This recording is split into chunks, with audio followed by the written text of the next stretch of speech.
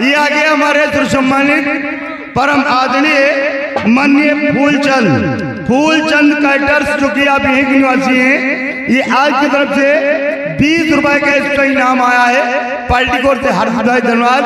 और लीजिए, बहुत जल्द आपके दिल को बहलाने के लिए इसी प्लेटफॉर्म पे आ रही हैं जन शताब्दी एक्सप्रेस।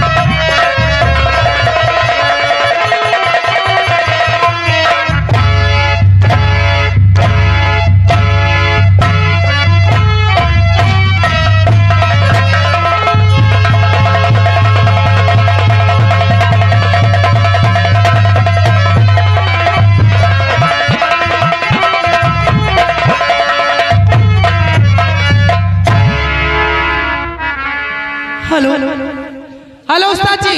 हाँ जी, आवत ही हो। मास्टर साहब कहना क्या है?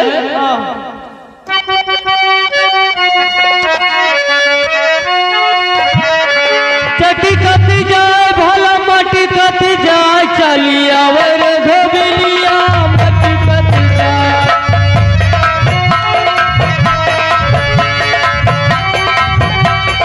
चटी कती जाए भला मटी कती जाए, चली आवर धोबिलिया मटी कती जाए।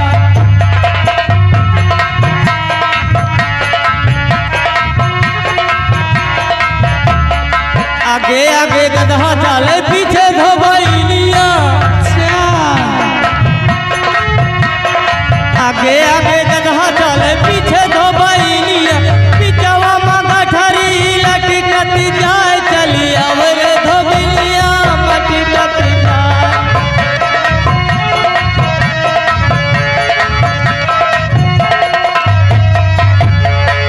ब्रह्मा का धोयु विष्णु का धोयु,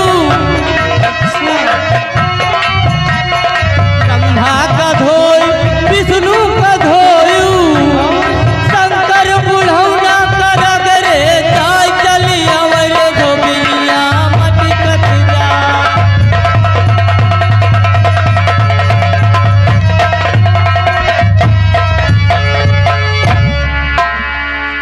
हेलो उस्ताद जी। हाँ जी, नमस्ते करते हैं। नमस्कार, खुश रहो, बढ़ो बोलो।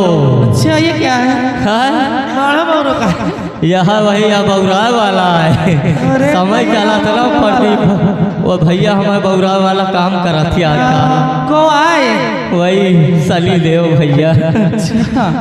अरे सुख सरीचर, कहो कैसे याद किया?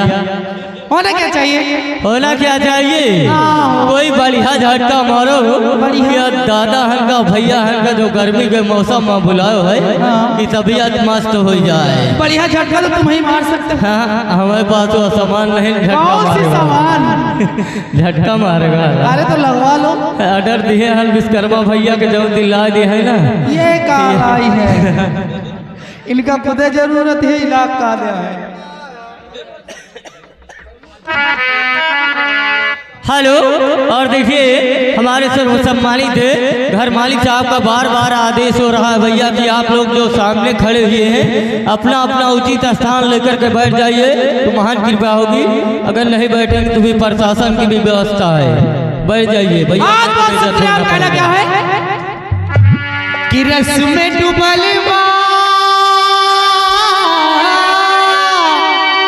रस में डूबल बा और बड़ी रसदार बा, खाल मरे रजबू चल भी तैयार बा।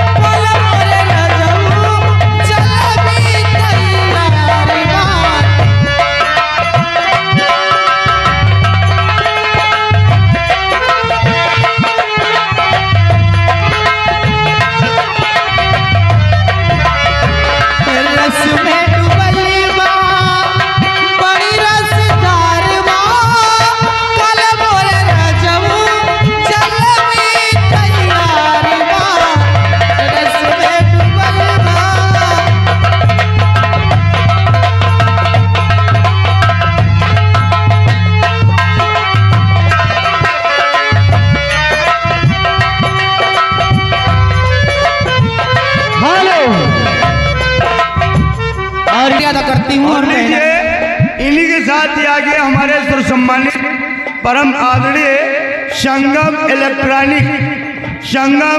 इलेक्ट्रॉनिक जो कि आप अमेठी निवासी हैं, 100 रुपए का आज के लिए एक्स्ट्रा इनाम भेज रहे हैं। शुक्रिया। पार्टी को लाख लाख शुक्रिया। आप क्या करना चाहते हैं? और ये आगे सर्वसम्मानित प्रेम तिवारी जी, जी हाँ। प्रेम तिवारी जी तरैया निवासी, इनकी तरफ से आपके लिए टोटल 100 रुपए का स्पेशल पुरस्कार और साथ में धनंजय भावी प्रधान समर्थन अर्जुन भाई के लिए क्या कहना चाहते बहुत शुक्रिया अदा करती हूँ। रेल कोच सर्विस अमेठी, अच्छा ध्यान दियो हमारे भैया बगल में आए हैं। हाँ काहे ये 100 रुपए हमारे बाबू साहब की तरफ से आज के लिए एक्स्ट्रा इनाम, पार्टी को से लाख लाख शुक्रिया। क्या कहना चाहते हैं?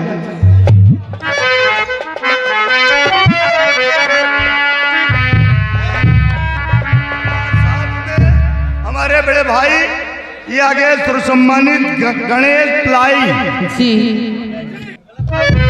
बहुत बहुत शुक्रिया उनके लिए। खास तौर से कहना क्या है कि तुम्हें दिल से कैसे जुदा हम करेंगे, तुम्हें दिल से कैसे जुदा हम करेंगे।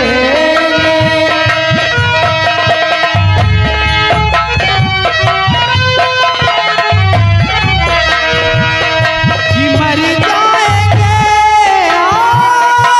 क्या हम करेंगे, तुम्हें दिल से कैसे जुदा हम करेंगे, तुम्हें दिल से कैसे जुदा हम करेंगे।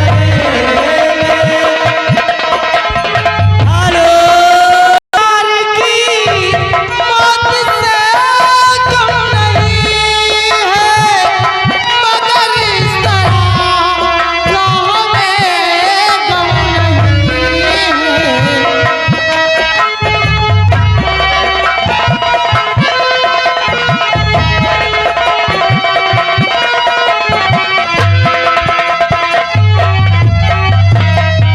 सजा प्यार की मौत से कम नहीं है, मगर इस तरह से हमें गम नहीं है। वफा हमने की है, वफा हम करेंगे, वफा हमने की है, वफा हम करेंगे। कि मर जाएंगे क्या हम करेंगे, तुम्हें दिल से कैसे जुदा हम करेंगे। हेलो हेलो लो फिर आ गए बार बार। शुक्रिया मास्टर जी, उनके लिए कहना क्या है?